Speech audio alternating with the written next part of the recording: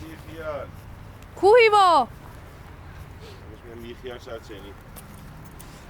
خب اینو شما نگه دار، من برم بیا کنار خودت اصلا نمیاد. نه هیوا رو برم بیارم. بیا بهش من. چیکو بیا. هیوا بودو هیوا بریم. هیوا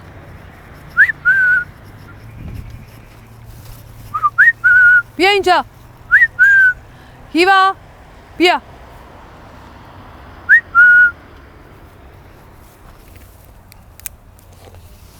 بیا.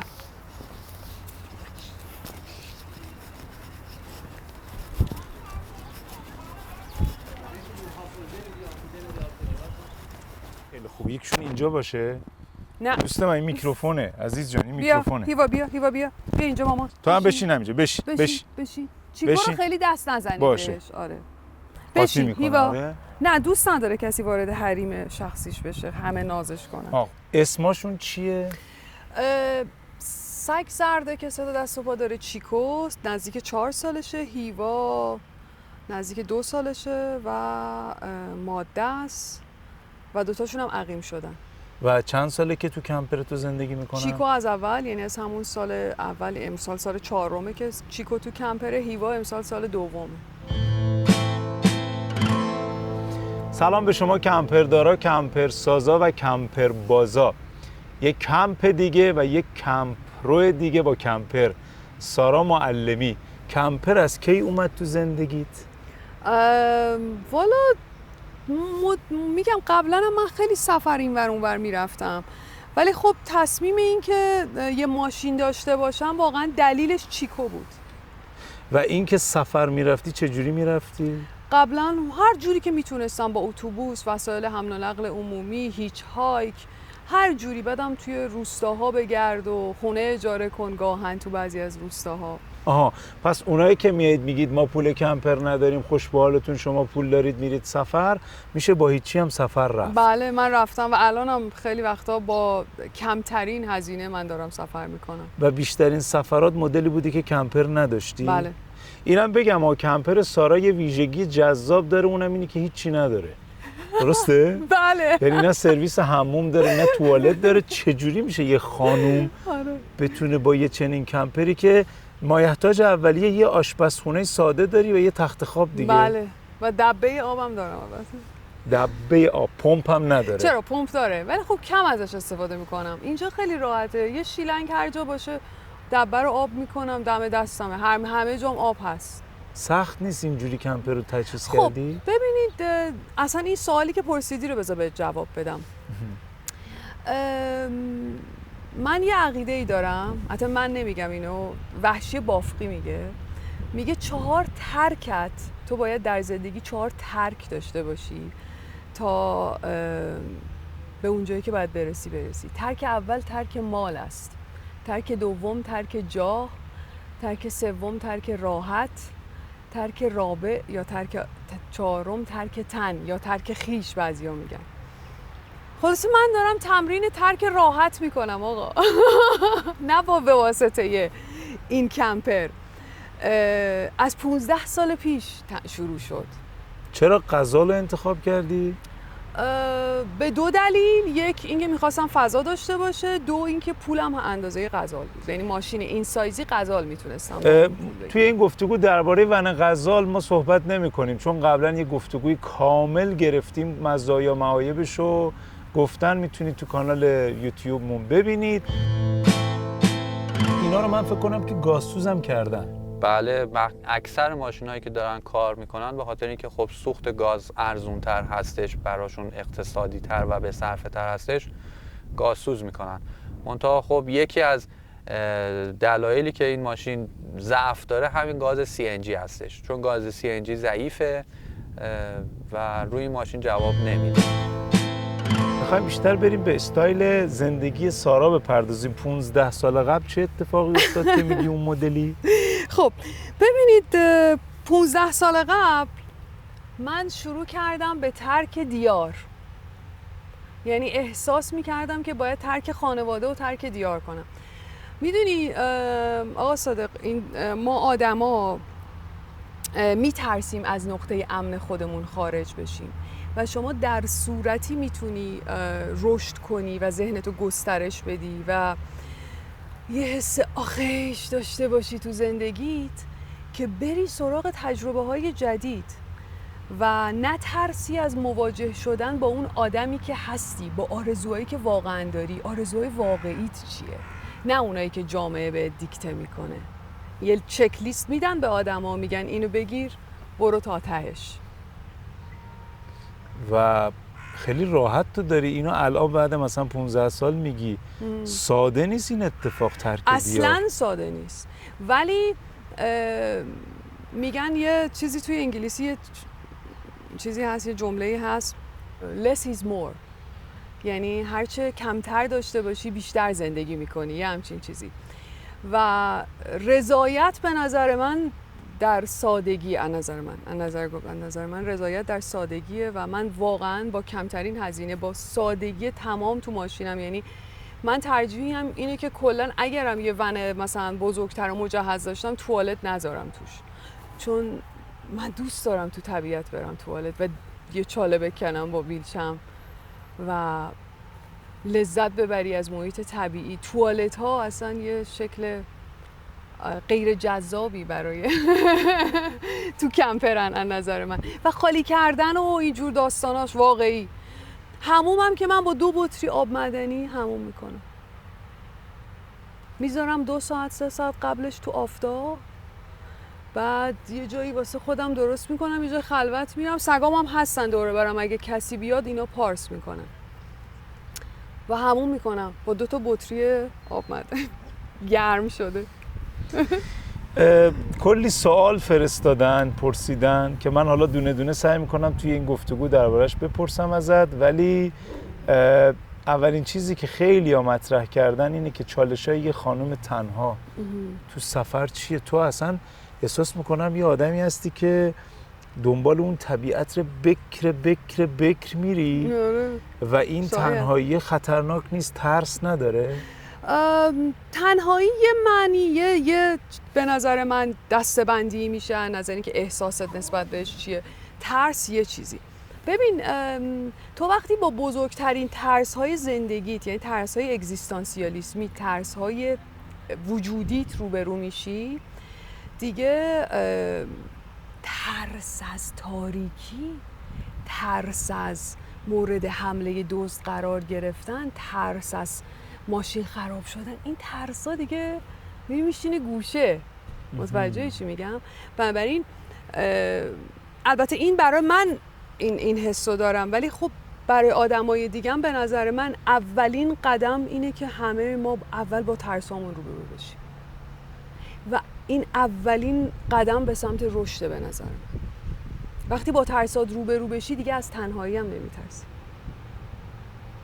تو اینقدر روون در این صحبت رو مطرح میکنی که من تو صحبتهای قبلیت مثلا موندم، میدونی؟ خیلی ها مثلا میگن که آقا من خوش به حالش، من بابام نمیذاره، من یه دختر تنهام، من یه خانم تنهام.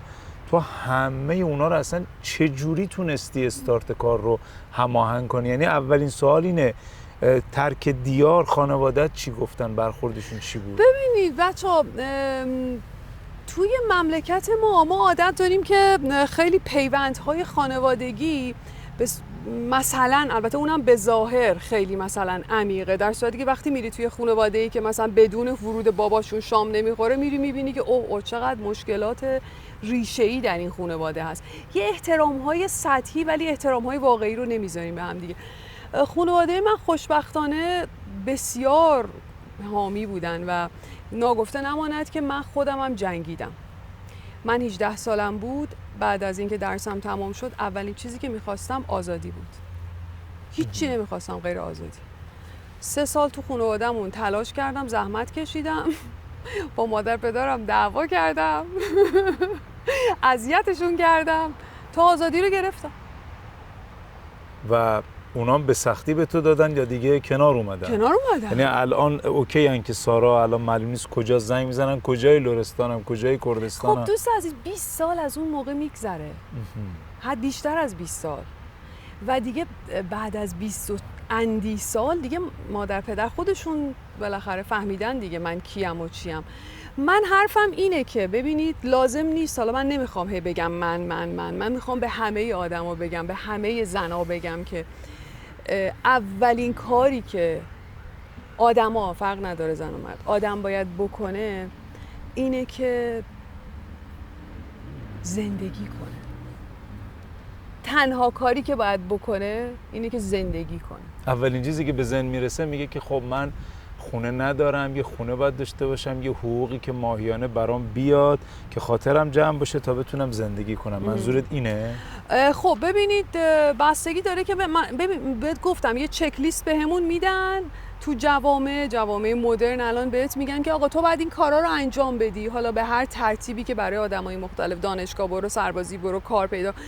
در صورتی من نمیگم من این چک لیست رو رفتم البته ازدواج و بچه دار شدن و ایناشو نرفتم، ولی چک لیست رو رفتم جلو. چک لیست خودتو باید بنویسی. منظور من اینه که وقتی میتونی برسی به اون آدمی که باید باشی و دیگه ترسای دیگه برات معنی نداره، که چک لیست خودتو داشته باشی، نه ترسی. من آقا دوست دارم که برم موزیسین بشم، مامان بابام بهم اصرار دارن که من مهندس یا دکتر بشم. مثل خیلی کلیشه است. واقعا نترسی. تو شور زندگیت، اشتیاق بدنیت، تمام سلولات داره بهت میگه بری موزیسین بشی. چرا داری به خاطر یه سری ترسای الکی میری مثلا یه رشته دیگه بخونی؟ این یه باکسیه که با یکی از دوستام ساختیم مثلا آشپزخونه باشه و که اینجا گاز دارم، کپسولش اینجاست، پمپ آب دارم که اینجا پمپ آب دکمشه، بعد اینم یه سینکیه که اینجا قرار میگیره، شیر آبم هم میخوره به این، و یه خرطومی هم داره، یه خرطومی داره که آب مثلا اگه بخوام چیزی بشورم، میوه‌ای بشورم، آب کثیف نمیریزم من اینجا، مثلا آب میوه شستن و اینجور چیزاست. خب چرا هیچ وقت سینکت آماده نیست؟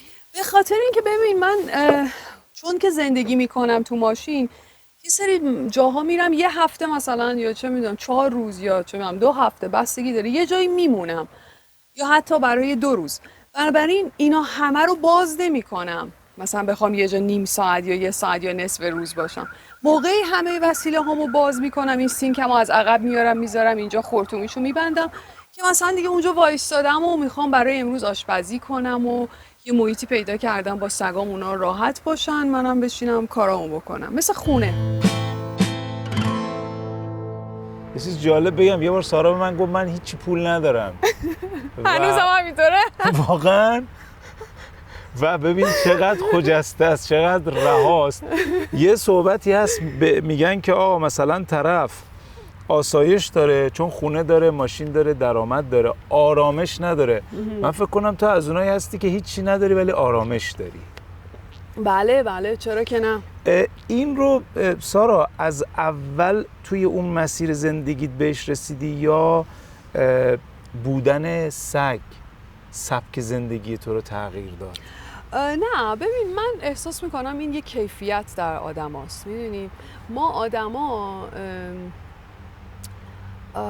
خیلی پتانسیل داریم، مخصوصا از لحاظ ذهنی، از لحاظ وجودی. تو یه کیفیتی در زندگیت باید به مرور زمان اگر میخوای رشد کنی ایجاد کنی که این کیفیت باشه واقعا، نه کمیت. اینی هم که شما الان از من پرسیدی که سگا باعث شدن، نیست، واقعا تمام اون چیزهایی که من از سر گذروندم باعث شده که زن بودن، توی مثلا یه زمان خاصی به دنیا اومدن، خاور میانه‌ای بودن، یه سری اتفاقات تو خانواده که منجر به یه سری تصمیمات توی من شد. منظورم اینه که زندگی اینجوری نیست که بگیم که آقا چی شد، چطور شد که ایتو شد مثلا، میدونی؟ همچین چیزی نیست. این خیلی پیچیده تر و اینترکانکت تر و به هم مربوط تره تا اینکه ما بخوایم بگیم یه سوال یه جواب. تو 2 زبان بلدی، اون آزادی تو به دست آوردی، چک لیستای خودتو نوشتی و اونجوری که دلت میخواد داری زندگی میکنی. تصمیم نگرفتی از ایران بری؟ والا آقا صادق من خیلی تلاش کردم 20 سال پیش که برم، یه دانشگاهی هم اپلیکیشن قبول شدم. یه دانشگاهی اون موقع 2008 بود، دانشگاهی سوئد بود. سوئیس و سوئد اون موقع پولی نبود، 2009 به بعد پولی شد، یعنی مجانی هم بود. خلاصه نشد. کانادا رو سعی کردم نشد. بعدش هم دیگه از یه جایی به بعد کلا حرکت و مهاجرت جغرافیایی دیگه برام خیلی معنایی نداره، چون که من تو خودم زندگی میکنم، با خودم، یعنی خودم I'm a country I'm my own country کشور خودمم، اینجوری شده. برای همین خیلی برام فرقی نداره الان اینجا باشم. البته چرا فرق داره اینجا باشم یا جزایر قبرس باشم. این کلمن روش چرا پارچه کشیدی سارا؟ برای اینکه خب آب جلبک میزنه دیگه، سبز میشه، نور آفتاب بخوره، بعدم خب ممکنه حرارتم آفتاب بخوره، گرمم میشه دیگه. یعنی تو الان یخچال دیم پارچه خیسه. آره؟ نمیدونم، بعضی وقتا من کلا یخچال خیلی احتیاج ندارم، چون سبزیجات میوه‌جات رو تازه میگیرم. بعد یه عالمم مواد غذایی خشک دارم که آشپزی میکنم هر روز. اینم تختمه که با بچه‌ها یکیشون پایین میخوابه، تشک داره، یکیشون هم چیکام بالا پیش من میخوابه. این پشتم منبع آبمه دیگه. حالا یعنی زیر. آره، پشت زیر این تخت. همین این تیکم که انباریه، بهتون خیلی نشون نمیدم، یه کمد گذاشتم اینجا، ولی اون پشت گاراژه، انباریه. از پشت در پشت راه. بله، اون در رو من باز نمی‌کنم. افراد خاصی میتونن اون رو ببینن. خب بریم رو بخش اصلی گفتگو که حضور سگ توی زندگی و توی سفر. اول بگو چالش‌های سگ تو سفر چیه؟ چالش‌های سگ از نظر من از چالش‌هایی که با آدم‌ها هستی کمتره. به خاطر اینکه سگ‌ها اول از همه no matter what، مهم نیست چی، عاشقتن، ازت فرمان برداری میکنن. ولی شما با همسفرت هی باید دعوا کنی، بحث کنی، چرا پیازو اینوری ریز کردی؟ من بلدم، آتیش بلدم روشن کنم. آتیشو زدی خراب کردی. من این اتفاقا خیلی برام افتاده تو کمپا. ولی سگ اینطوری نیست. سگ یه موجودیه که بهت انرژی میده، دوستت داره، خرجش کمه نسبت مثلا به یه بچه یا یه همسفر، و از همه مهمتر تو رو وصل میکنه به زمینی که داری روش راه میری. ما روزی 1 ساعت با هم دیگه پیاده روی میکنیم، شاید هم بیشتر، بستگی به منطقهش داره. و من یکی از بهترین تجربه های زندگیم پیاده روی تو طبیعت با این دوتاست. امنیت رو برات تأمین میکنن؟ امنیت تو ذهن خودمه، امنیت تو ذهن توه. امنیت یه چیزی نیستش که شما مثلا برش دارید، خب ما اینجا امنیت رو میذاریم، اینجا میذاریم. شما هرگز انسان امنیت نداره. در این دنیا ما فکر میکنیم امنیت داریم. ببین، بزرگترین احساس امنیت از دست دادن مرگه و یه چیزیه که مطمئنا ما فکر کن ما از یک توهمی که میدونیم، یعنی از یه چیزی که میدونیم قرار اتفاق بیفته انقدر میترسیم، برای خودمون هی امنیت داریم ایجاد میکنیم که از اون مرگه هی دور شیم.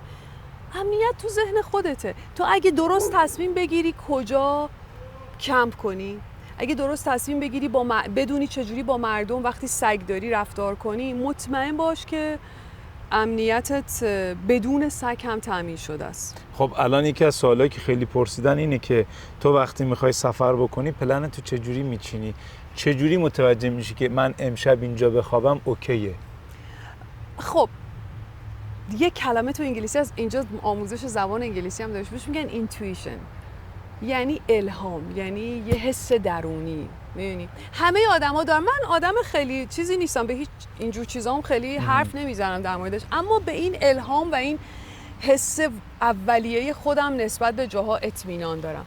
بعد این یکی از اون دیگه چیزای دیگه است که من همیشه میگم به آدما که اگه میخواین واقعا احساس بهتری داشته باشین، به الهاماتتون، به حسای درونیتون ایمان داشته باشین. خب چرا نادیدشون میگیری؟ ببین تو داری درباره یک کسی صحبت میکنی که 20 سال سبک زندگیش این بوده و این یک حالتی از درونش هست. آره. که معنی الهام رو شاید مثلا منی هم که سفر میکنم با تو بفهمم.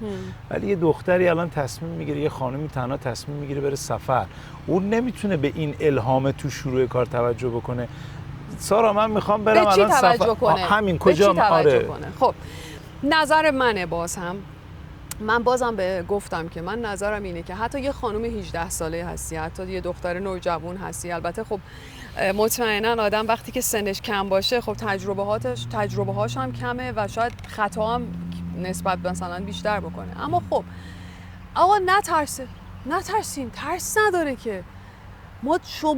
ما زنا داریم در یکی از بدترین نقاط دنیا زندگی میکنیم. ما زنای قوی هستیم، چرا باید بترسیم آخه؟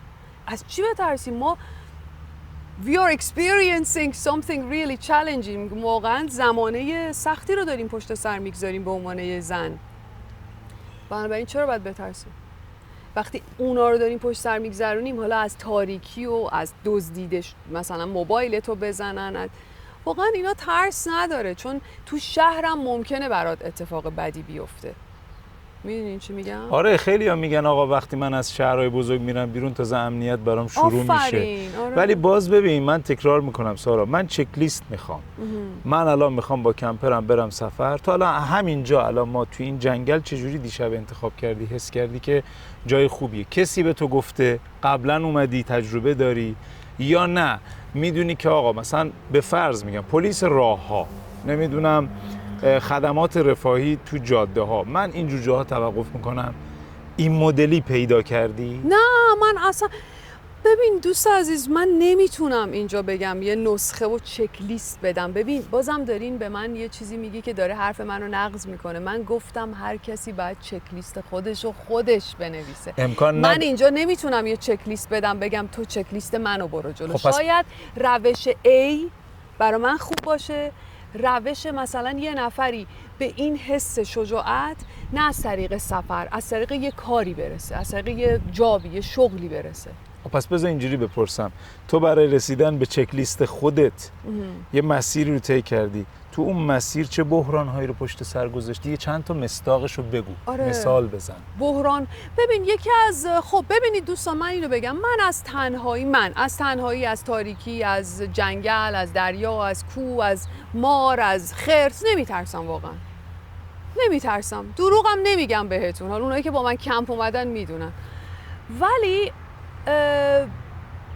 ترس واقعیتش خیلی ترس تو وجودم نیست، اما بعضی وقتا تنهایی که مثلا یه هفته میشه یه جایی هستی و با هیچ کسی صحبت نمی کنی، من فقط با سگام مکالمه دارم، اون تنهایی بعضی وقتا آدمو اذیت میکنه، اما من نمیترسونه، اذیتم میکنه. دوست دارم که بعد میزنم مثلا میرم با بومیا صحبت میکنم، میرم با چوپونه صحبت میکنم، وای میستم از آمار زندگیشو میگیرم، چه میدونم یه فعالیت اینجوری. ولی خب معمولا هم آدمای زیادی دوره برم نیستن. ون لایف هامی گفته که تامی گفته خوشحالم که خانمای کشورم تنها بتونن سفر کنن. البته این سگ خوشگل و کوچولو شاید زیاد محافظ خوبی نباشه، ولی حتما همسفر خوبیه. موافقی باهاش؟ بله محافظ. مثلا من واقعیتش خیلی برای محافظ بچه‌ها اینا منو بیشتر انتخاب کردن تا من اونا رو. هیچ کدومشون رو نمیخواستم، مثلا نرفتم دنبال، اونا منو پیدا کردن. یه چیزی گفتی که وقتی تنها میشی مثلا اون آزارت میده، میری با جامعه محلی ارتباط میگیری. سگ‌ها تنهایی تو میتونن پر کنن؟ تنهایی خودم و واقعیتش من 99% مواقع خودم پر میکنم. وظیفش با منه، وظیفش با سگام نیست.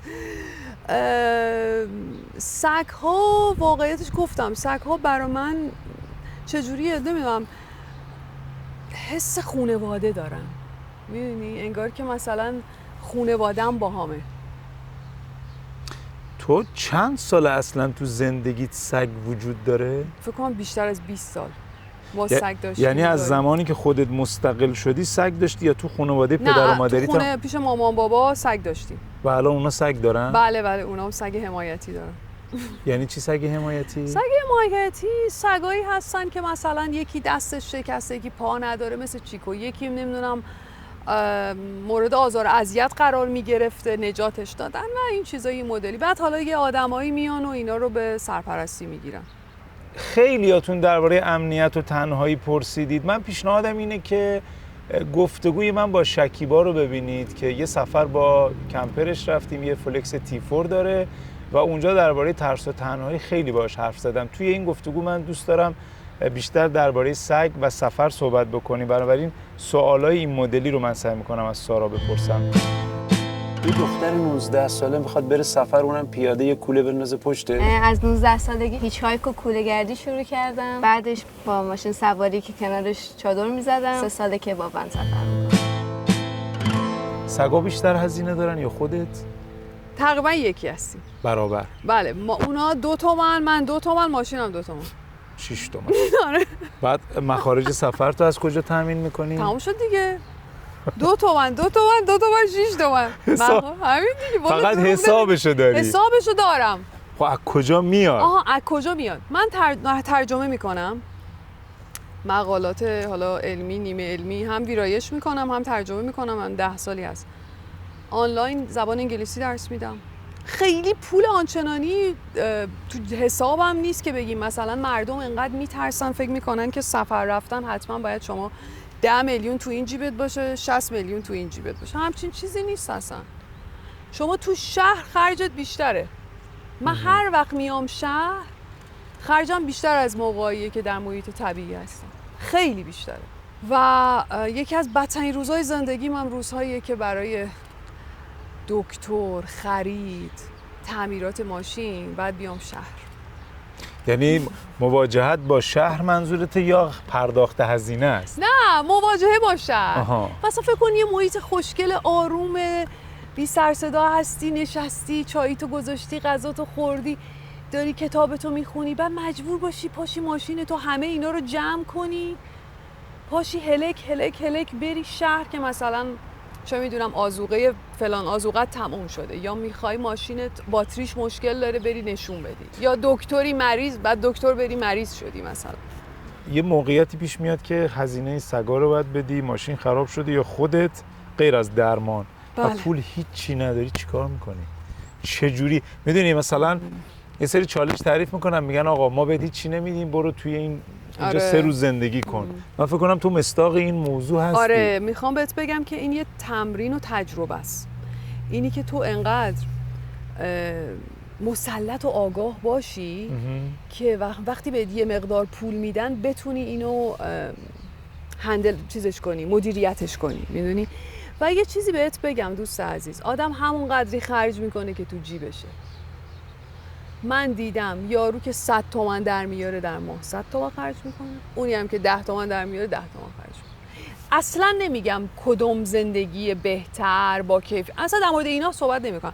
من حرفم اینه که تو همون قدری که در میاری خرج میکنی. و من خودم در مورد کار کردن میخوام یه ویدیو بسازم، چون این خیلی چیز مهمیه. سوال خیلی از آدم هاست و تجربه خودم هم این بوده که تو ایران، چون خیلی از ون لایفرهای خارجی هستن که بهت میگن بری تو یوتیوب، خیلی بهت پیشنهاد میدن برای کار مثلا در ون لایف، اما خیلی هاش از ایران انجام شدنی نیست، تو ایران اصلا نداره. ولی خب خیلی خوبه که من خب یه سری چیزایی میدونم، یه کارایی میشه کرد که پول در آورد. چند تاشو میتونی بگی؟ ببین، یکیش کار کردن آنلاینه، حالا هر چیزی که من دارم الان این کار رو انجام میدم. آموزش زبان. آره، مثلا یا ترجمه. بعد اگر آدم حتی شرایط اقتصادی یه ذره بد شده، ولی من دست فروشی هم کردم. من یه سری چیزایی خودم میبافتم با سنگ و صدف و مکرمه و نخ کوبلن و هر چیز نخی که گیرم میومد. بعد میرفتم یه جایی اینا رو مثلا میذاشتم ارائه میدادم و آدمای مهربون از من خرید میکردن. دیگه روغن فروختم من. یعنی اون مدل سنتی که میگو برو زیره رو از کرمان بگیر برسون به زعفرون مشهد. یه همچین کاری کردم. آره، زعفرون اتفاقا فروختم یه مدت. اصالتش خراسونیه. خب جلو سازه چیزی آپشنی داره ماشین؟ نه، هیچ چیز خاصی نداره. ولی کار منو راه میندازه. فقط اون جلو یه سری چیزایی گذاشتم، اونا واسه همه جالبه. یه سری آره جاهایی که میرم از تو سفر هر چیزی که پیدا میکنی. آره. جالبه. خشخاش اون گل مال آره، خشخاشه. بله، اتفاقا اونو یه 2-3 تاشو ازم زدن تو مکانیکیا. همیرا پرسیده که برای کمپر چقدر هزینه کردی و اینکه از کجا این کمپر اومده؟ من این کمپر رو میگم با درآمد خودم خریدم. اون موقع سال آخرای 1399 و 1400 بگیم خریدمش و خیلی هم گرون نخریدم، مثلا اون موقع فکر کنم دوره برای 120 تومن بود، نمیدونم حالا همین هولوش بود، خرجش هم کردم. مسئله این نیستش که شما چقدر پول میخوای بدی به کمپر، مسئله اینه که واقع گرا باشی نسبت به اون پولی که داری و اون انتخابی که تو ماشین میکنی و بعد با اون داشته‌ای که داری بسازی و دوستش داشته باشی. حالا قرار نیست همه کمپر خیلی مدرن و تجهیز شده داشته باشن، مسئله سفره مهم است، جاده مهم است، این کمپره یه وسیله است. آفرین. هزینه تجهیزش هم خودت انجام دادی؟ بله خودم و با یک کمک یه دوست خیلی عزیز سعید و خیلی به این دفعه رفتم و یه سری تغییرات دادم. اول با سعید یه جور دیگه درستش کردیم، بعد همین تهران اومدنم به همین خاطره رفتم کارگاه سعید و زحمت کشید و یه روزه اون تغییراتی که من گفتم و انجام داد با سلیقه خودش و بسیار هم با سلیقه. خانم مهرابیان پرسیده همسفر نمیخوای؟ اغلب تنهایی؟ یه سری دیگه هم پرسیده بودن تنهایی سخت، اذیت میشی.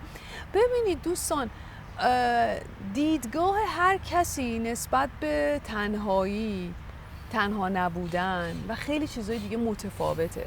ممکنه یه نفر اذیت شه از تنهایی، ممکنه یه نفر دیگه اذیت نشه و بتونه با اون تنهایی خودش خیلی هم خوش بگذره بهش.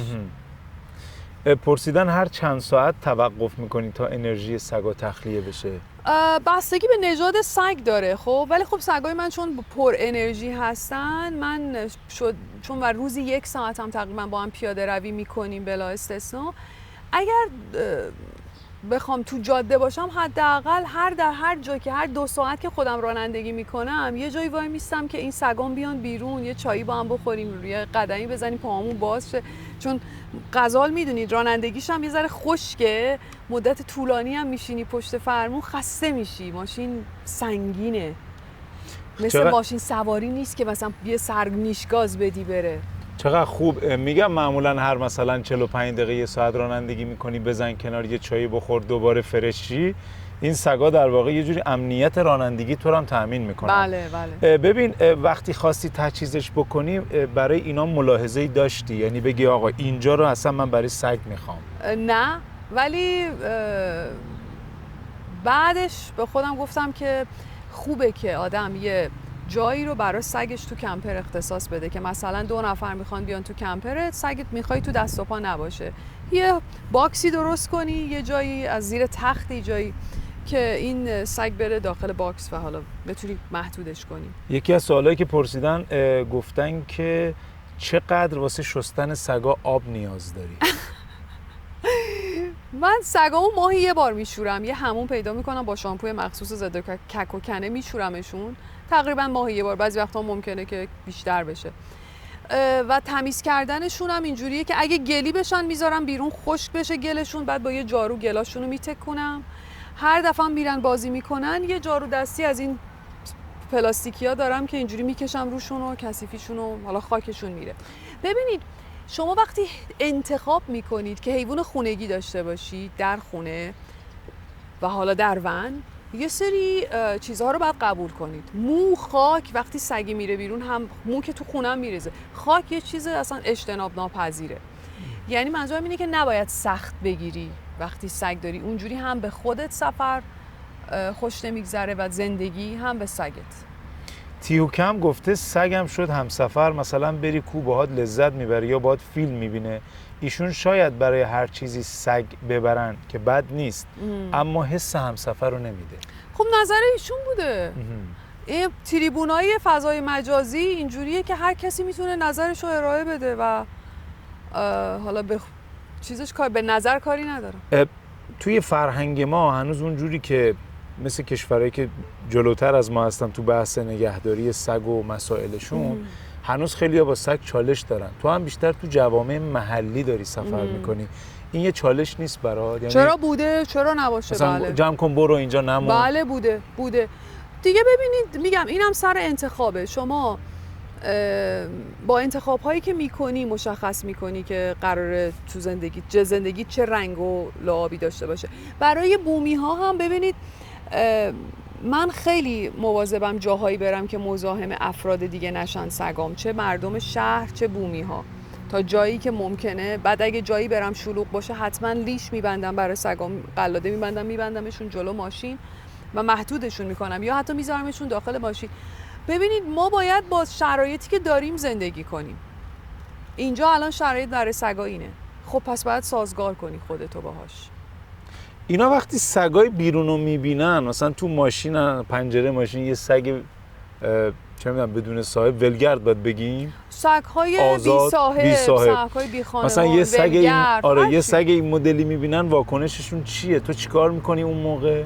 هیچی، میرن بازی میکنن با هم. آها، یعنی میرن تعامل دارن؟ بله تو اینا توقف آره، میکنی؟ آره. بعد هیوا دوزه با بعضی ماده هم دعوا میکنه، قدرت نمیخواد نشون بده. و سگای ولگرد خیلی فکر میکنن که مثلا بیماری منتقل میکنن، حتی اونایی که جرب دارن یا گری یا جلب که موهاشون همه ریخته.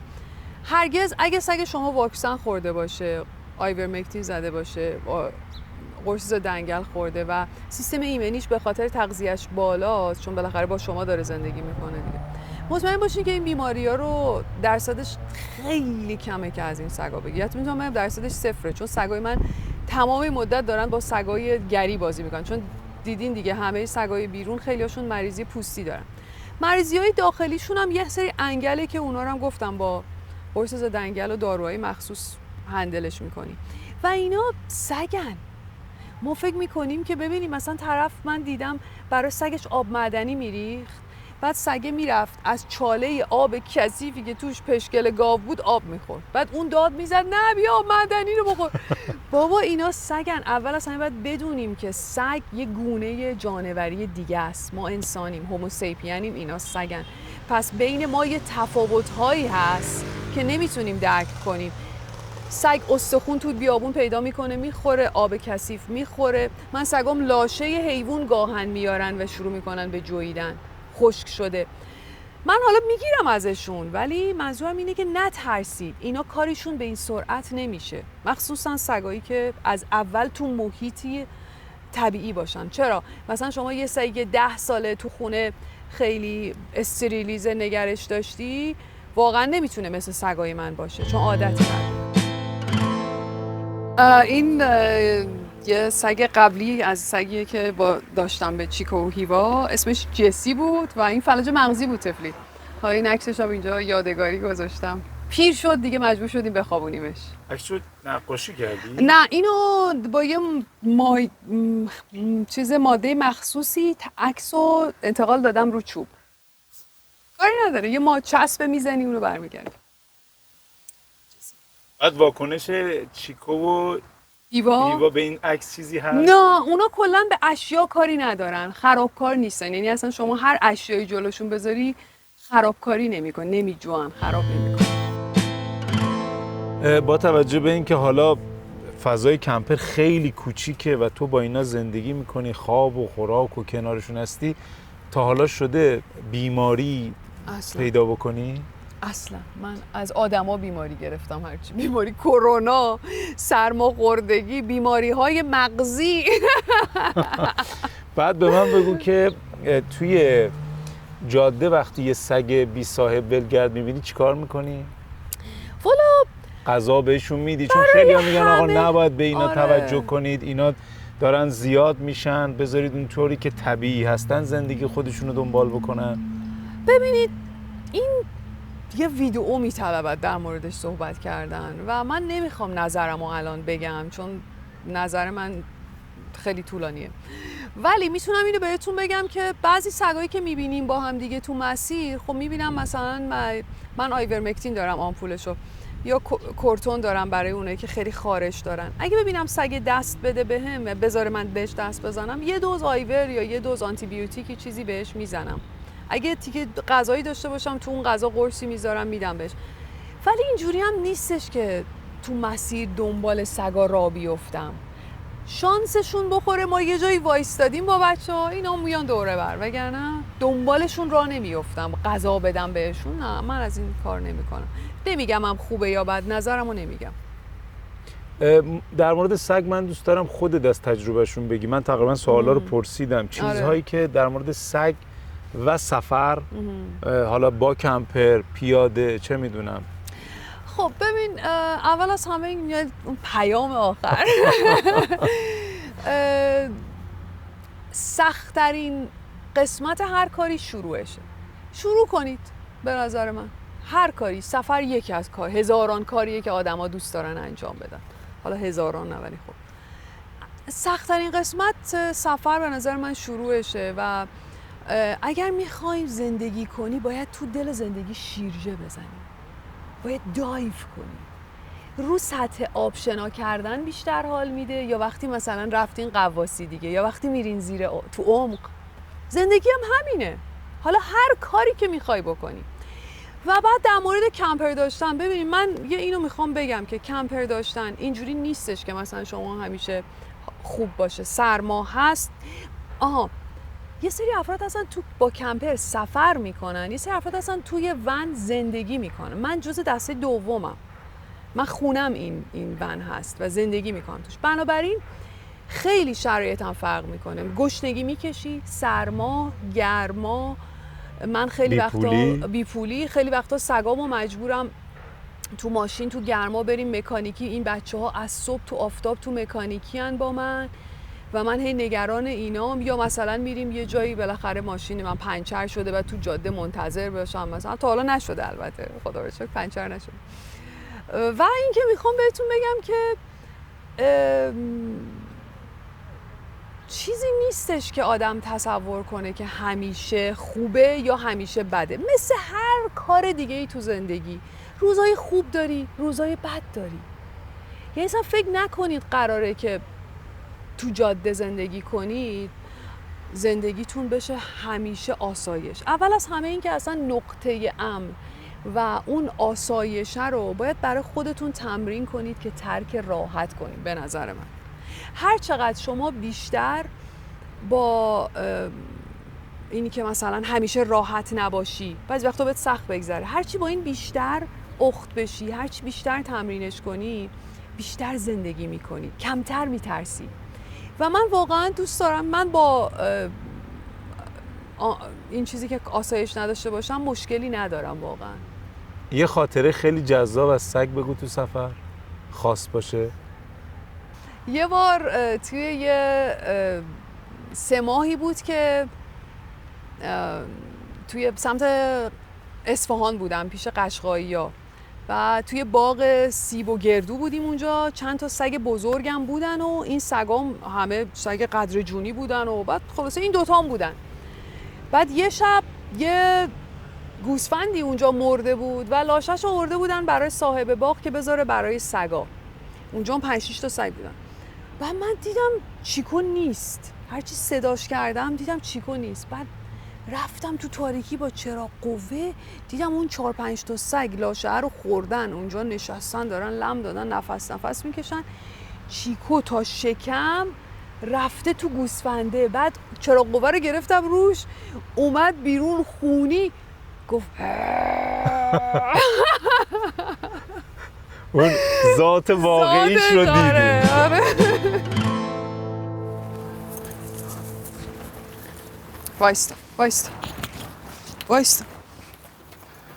وایستا جاروشون میکنیم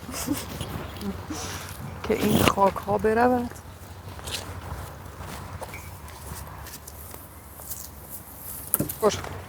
وایستا تو پر خاکستر شدی. برو بالا بپر.